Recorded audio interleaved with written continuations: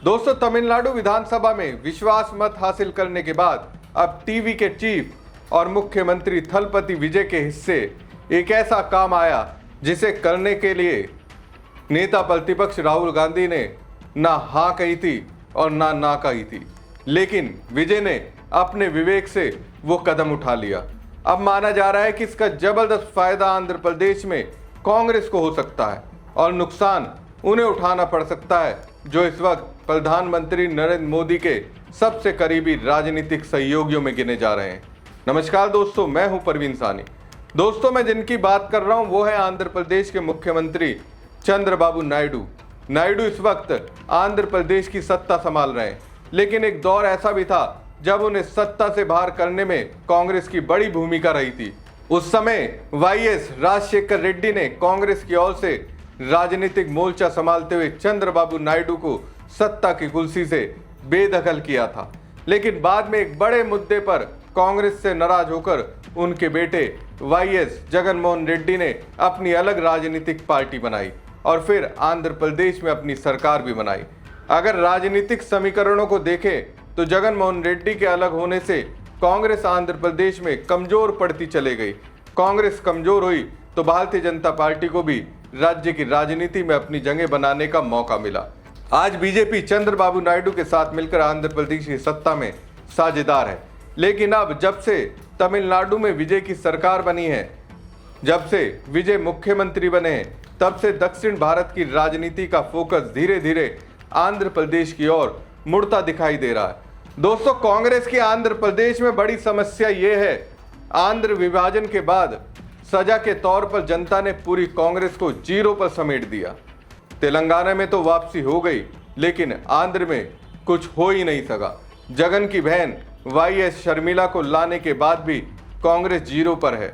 लोग भविष्यवाणी कर रहे हैं कि आंध्र प्रदेश में जगन को सरवाइव और कांग्रेस को रिवाइव करने के लिए यह अलायंस हो सकता है। मुश्किल यह है कि आंध्र प्रदेश के लोगों का गुस्सा कांग्रेस के लिए कम नहीं हुआ और जगन ने आज तक नरमी नहीं दिखाई कि कभी कांग्रेस से रिश्ते सुधारने के बारे में सोचा हो। जब इंडिया गठबंधन बना तब भी जगन रेड्डी ने इंटरेस्ट नहीं दिखाया, बल्कि चंद्रबाबू नायडू पर आरोप लगाते रहे कि उनकी राहुल गांधी से बात होती रहती है। सवाल यह है कि जगन नरम होंगे या कठोर लाइन लेकर रखेंगे, उनकी ओर से कोई सिग्नल नहीं है। लेकिन 5 राज्यों के चुनाव के नतीजे आने पर जगन रेड्डी ने विजय को बधाई दी। बंगाल में बीजेपी को जीत के लिए बधाई दी, ममता के लिए अफसोस जताया, लेकिन केरल में कांग्रेस की जीत पर कुछ नहीं कहा, बस अदर्स लिखा था। राजनीति में अक्सर वही नहीं होता जो आप चाहते हैं, मजबूरी बहुत कुछ करा जाती है। कांग्रेस ने भी यही किया।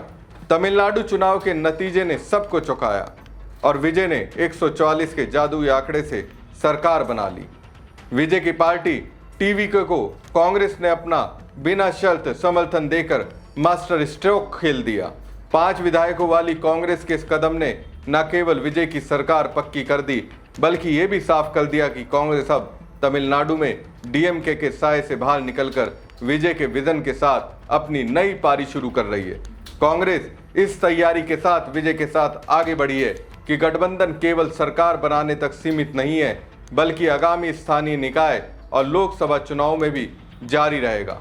भले विजय की शपथ में जगन रेड्डी नहीं आए, लेकिन विजय की जीत के बाद जगन ने अपना छोटा भाई बताते हुए बधाई दी थी, जिससे राजनीतिक गलियारों में चर्चा और तेज हो गई कि विजय कांग्रेस और जगन के बीच के पुराने मतभेदों को मिटाने में अहम भूमिका निभा सकते हैं। कड़ियां जुड़ रही हैं कि विजय की शपथ में राहुल को आना था, विजय ने जगन को भी बुलाया था। जगन इसलिए नहीं आए कि वो विदेश में थे, मतलब जगन रेड्डी को बुलाने में कांग्रेस ने कोई आपत्ति नहीं जताई। सोशल मीडिया पर इस वक्त सबसे ज्यादा चर्चा आंध्र प्रदेश के पूर्व मुख्यमंत्री जगनमोहन रेड्डी के उस बधाई संदेश की हो रही है जो उन्होंने विजय को भेजा। राजनीतिक पंडित इसे महज औपचारिकता नहीं मान रहे हैं। जगन और विजय की कार्यशैली में काफी समानताएं देखी जाती हैं। दोनों ही यूथ आइकन हैं और दोनों ने ही अपने राज्यों के स्थापित बड़े राजनीतिक घरानों को खुली चुनौती दी है। समर्थकों का मानना है कि विजय के साथ जगन की ये बढ़ती नजदीकियां दक्षिण की राजनीति में एक नए पावर ब्लॉक की शुरुआत है। सोशल मीडिया पर चल रही सबसे बड़ी थ्योरी ये है कि विजय इंडिया गठबंधन के लिए एक संकट मोचक या ब्रिज का काम कर सकते हैं। जगन मोहन रेड्डी और कांग्रेस के बीच का कड़वा इतिहास किसी से छिपा नहीं है, लेकिन अब बदलते समीकरणों के बीच विजय की मीडिएटरशिप दोनों को करीब ला सकती है। अगर विजय जगन को कांग्रेस के नेतृत्व वाले गठबंधन के करीब लाने में कामयाब होते हैं तो 2029 के लोकसभा चुनाव की तस्वीर पूरी तरह बदल सकती है। लोग अनुमान लगा रहे हैं कि विजय राहुल गांधी और जगन रेड्डी के बीच मीडिएटरशिप करके दक्षिण भारत में एक नया सेकुलर और मजबूत मोर्चा खड़ा कर सकते हैं। सोशल मीडिया पर यह भविष्यवाणी की जा रही है कि 2029 के लोकसभा चुनाव के लिए विजय एक ऐसी धुरी बन सकते हैं जहां जगन मोहन रेड्डी की वाईएसआर, सीपी और कांग्रेस अपने पुराने मतभेदों को बुलाकर एक साथ आ सकते हैं।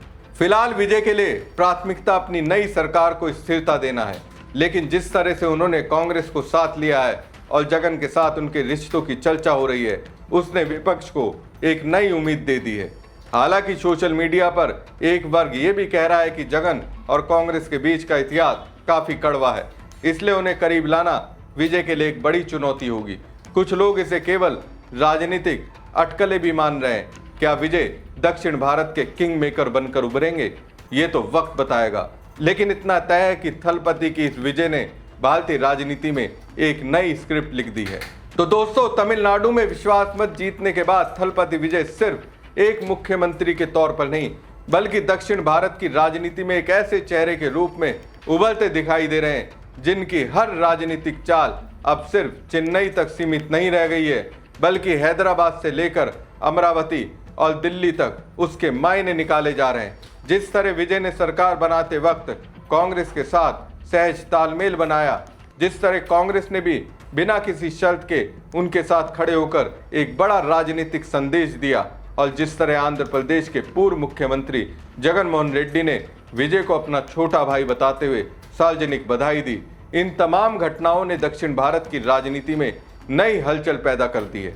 आंध्र प्रदेश में कांग्रेस की जमीन पिछले कई सालों से कमजोर रही है, वहीं चंद्रबाबू नायडू इस वक्त बीजेपी के साथ सत्ता चला रहे। ऐसे में अगर विजय की राजनीतिक स्वीकार्यता तमिलनाडु से बाहर भी असर दिखाती है, अगर उनके रिश्ते अलग अलग राजनीतिक ध्रुवों को बातचीत की मेज तक लाने में कामयाब होते हैं, तो आने वाले सालों में दक्षिण भारत का पूरा सियासी नक्शा बदलता दिखाई दे सकता है। फिलहाल विजय के सामने अपनी सरकार को मजबूत करना, अपने वादों को जमीन पर उतारना और जनता के भरोसे को और मजबूत करना सबसे बड़ी जिम्मेदारी है। लेकिन इसके साथ साथ ये भी साफ नजर आने लगा है कि अब विजय सिर्फ तमिलनाडु के नेता नहीं रहे, वो धीरे धीरे ऐसे राजनीतिक केंद्र में बदलते दिखाई दे रहे हैं जिसके आसपास आने वाले समय में कई बड़े समीकरण बन सकते हैं। दक्षिण की राजनीति में नई दोस्तियां, पुराने रिश्तों की बर्फ पिघलने के संकेत और 2029 की तैयारी की शुरुआती हाट, और ऐसे करने में विजय कामयाब हुए तो फायदा कांग्रेस को ही होगा। हमारी खबर आपको कैसी लगी कमेंट बॉक्स में कमेंट करके जरूर बताएं। साथ ही पेज को ज़्यादा से ज़्यादा लाइक और शेयर कीजिएगा। धन्यवाद।